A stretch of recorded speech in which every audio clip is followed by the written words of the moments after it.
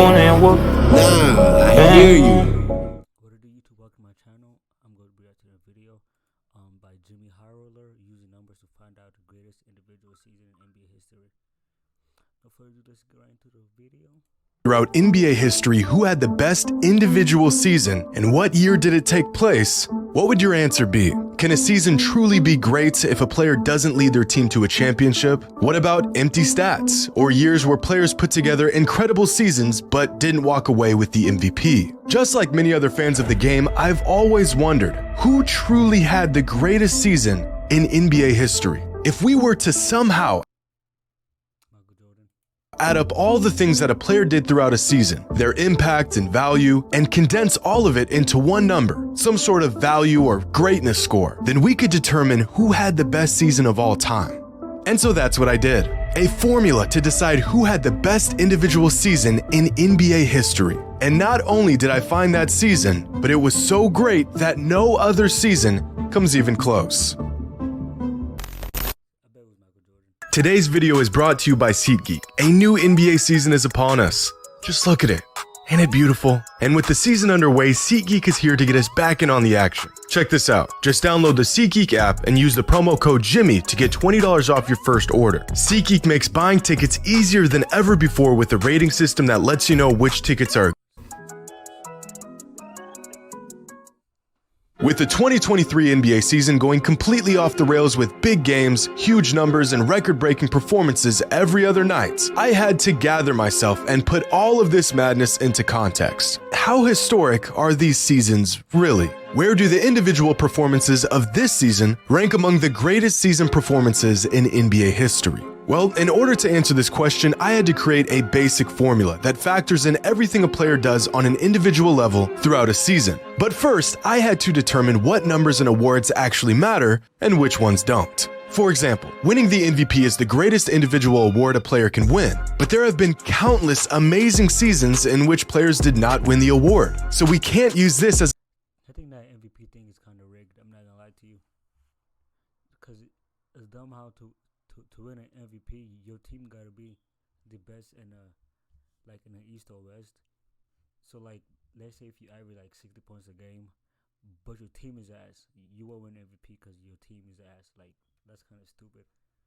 As a metric to measure how great an individual season really was. I also had to exclude statistics that were heavily skewed by team performance, like win totals or even stats like offensive and defensive rating. We are, after all, looking for the best individual season. So after much deliberation, I narrowed down the criteria Kevin Garnett, does he even have an MVP?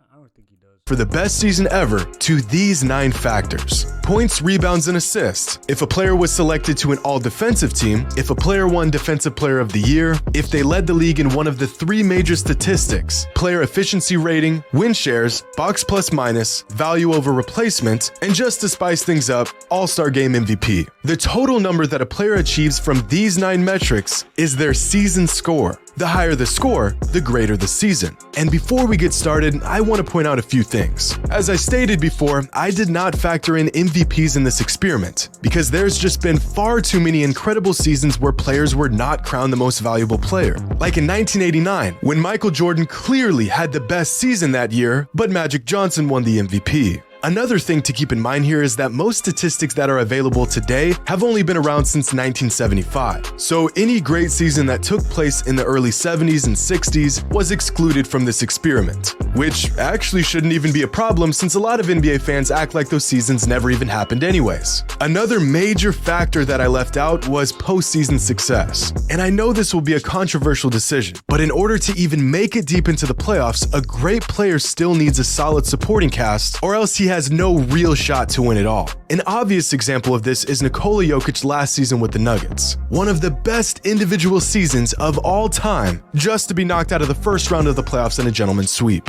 Despite what a player did or did not accomplish throughout a season, we are looking for the best season from a player who had the biggest impact on the court game after game. And after spending countless, mind-numbing, migraine-inducing hours searching through hundreds of seasons from any and every player who even had a shot at putting together an all-time year, I have found the single greatest individual season in NBA history. and it's a season that was so good, no other season by any other player comes even close. But I want to give some It gotta be Michael Jordan. perspective on these season scores and what a good season looks Or James Harden when he was in the Rockets. like, what a great season looks like, and what an all-time season looks like. Back in 2018, LeBron James finished second in MVP voting and had one of the most complete all-around seasons of his career. In hindsight, some fans even believe he should have won the MVP that season. And according to our metric, that year LeBron James had a season score of 109.7. This is a great season by any standard, nearly an all-time season. But James Harden rightfully took home the MVP with a season score of 112.4. In 2015, Steph Curry won his first league MVP and put together one of the most memorable seasons in recent NBA history.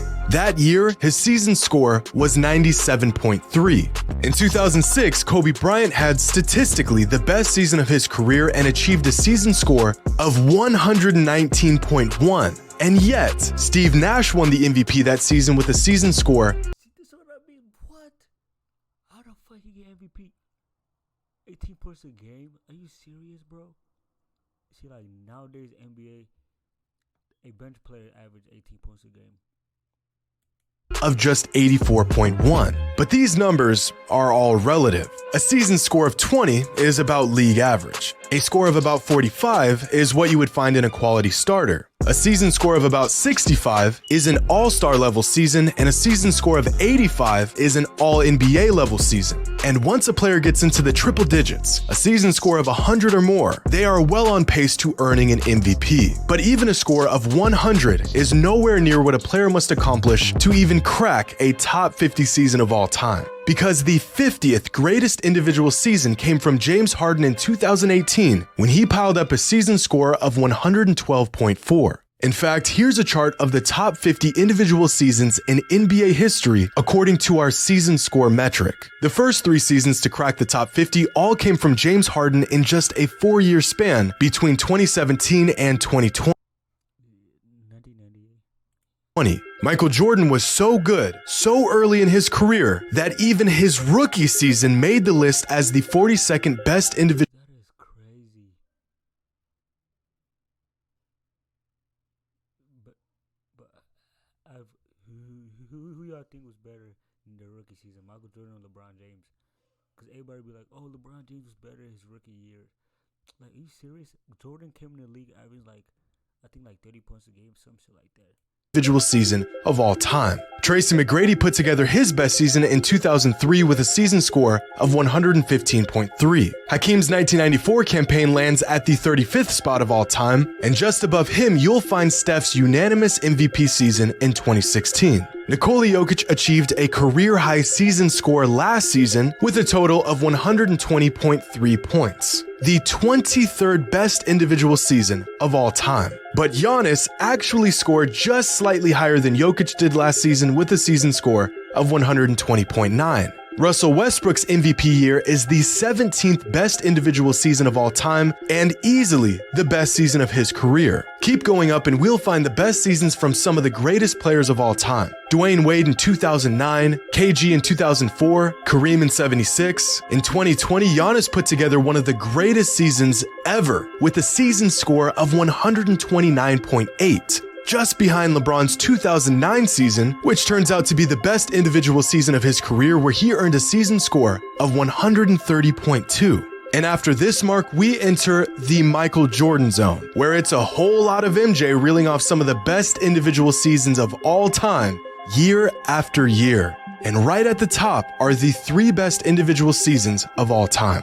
David Robinson's criminally underrated 1994 season, Shaq's masterpiece in the 2000 NBA season, and Michael Jordan's 1989 season that earned him a season score of 137.7.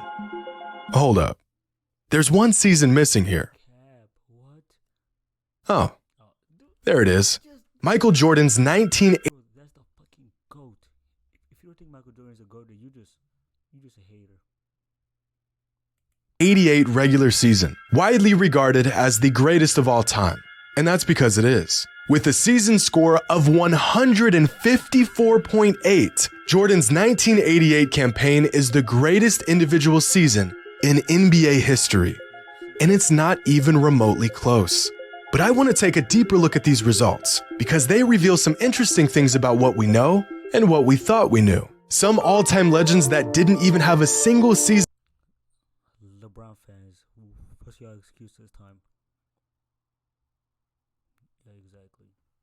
That made the top 50 list include Larry Bird, Magic Johnson, Tim Duncan, Charles Barkley, Dirk Nowitzki, and many more. On the other hand, there have been a handful of players that have had multiple seasons that cracked the top 50. These players include Michael Jordan with 11 top 50 seasons of all time, LeBron James with 5, James Harden, Giannis Antetokounmpo, and David Robinson with 4 apiece, Kareem and Garnett with 3, and Hakeem, Kobe, Jokic, Shaq, and Chris Paul, all with 2 top 50 seasons each. But the most interesting thing that these numbers reveal is that the second best individual season in NBA history didn't even earn an MVP. Michael Jordan's 1989 season ranks second all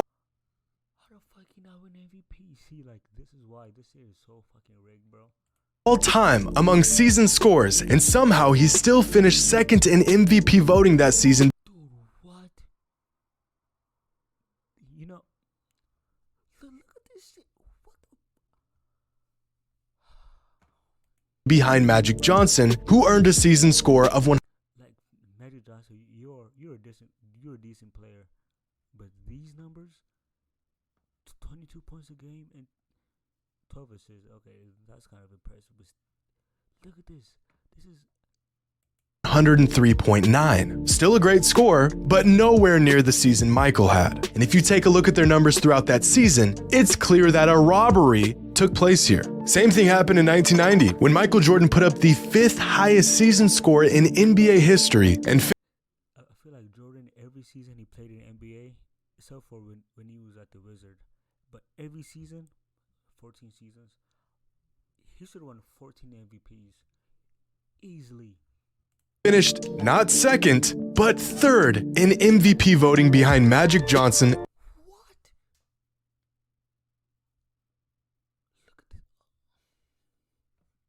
and Charles Barkley. And again, the numbers are clear as day. This MVP should have gone to Michael, and it's not even close. Now, the idea that Michael Jordan and LeBron James should have probably won more MVPs throughout their careers becomes even more glaring through the lens of this season score metric. But of all the seasons that made an appearance on this list, only the 2009 season features 3 players who all put up top 50 seasons of all time. That year, LeBron James, Dwayne Wade, and Chris Paul all not only had historically great seasons, all 3 of them put up top 25 seasons in NBA history. As I spoke about before, in most seasons, a game score of 100 will give a player a real shot at winning the league MVP. CP3, D Wade, and LeBron all had season scores of over 120.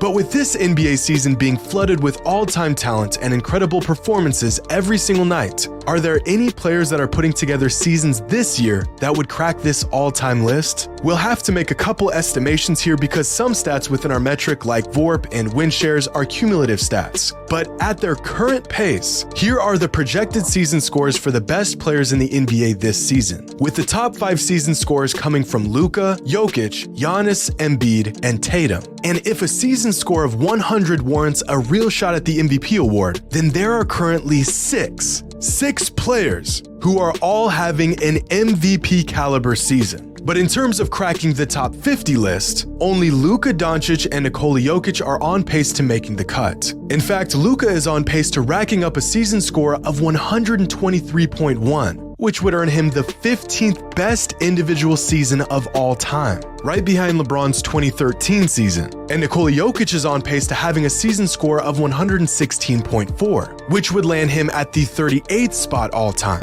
And after gathering data from hundreds of seasons of dozens of players, I got to thinking about peaks. Who was the best when they were at their best? Some players have maybe if he took basketball serious, like I'm talking about, if he played like every game in the season, I think he would have been like so good. Because this motherfucker, I used to be a Kawhi Leonard fan, okay, and he used to piss me off. Like this dude rest the whole season because he said something about or I only care about the playoffs. Like, what kind of shit is that? Like, dude, you getting paid millions just to just say that? I would have been, if I was his teammate, I would have been pissed.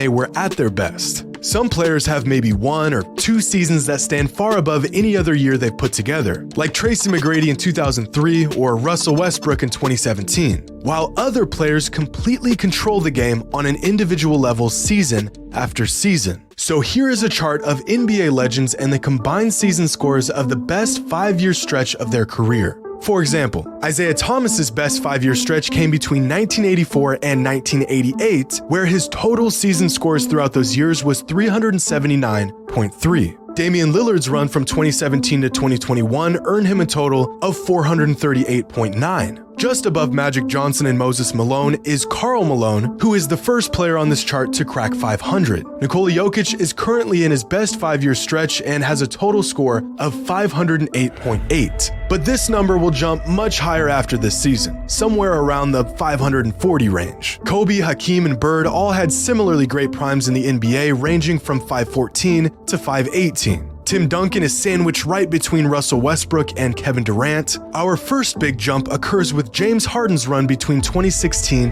and 2020. And after these marks, we get into the very best individual runs in NBA history. Shaq in the early 2000s, a young Kareem, a mind-boggling 5-year individual stretch from David Robinson in the mid-90s, Giannis's current historic run dating back to 2018, and LeBron James at his absolute peak from 2008 to 2012. Just 5 points shy of cracking the 600 mark, possibly the greatest individual prime of all time.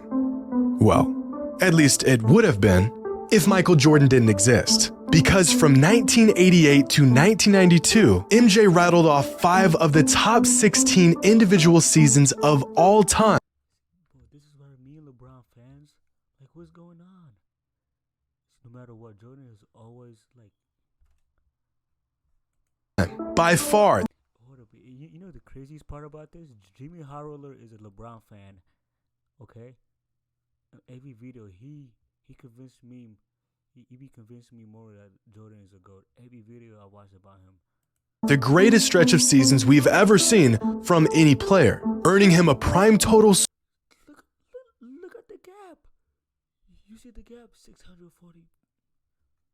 Score of 680.9, leaving him in a league of his own, even amongst the greatest players in That's the fucking GOAT right there. That's the GOAT. I'm telling y'all. NBA history. Hope you all enjoyed. And as always, until next time.